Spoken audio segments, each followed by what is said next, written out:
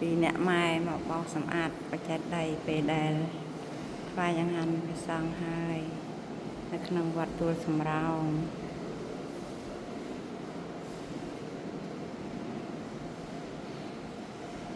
សូមឲ្យបោសអស់នៅអសវៈកិលេសទាំងប្រមាណមិនថាសក្កាយតិដ្ឋិវិជកិច្ឆាសិល5ម៉ាសៈព្រមទាំងអនុស័យកិលេសដែលជាប់ក្នុងសន្តានជាច្រើនរាប់រយជាតិរាប់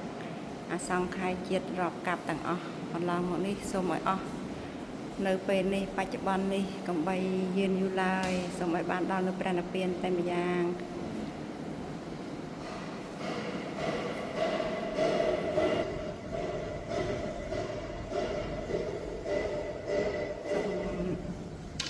លើកបុណ្យកុសលប្រគេនបុណ្យកុសលដល់លោកម្ចាស់គ្រប់ព្រះអង្គព្រមទាំង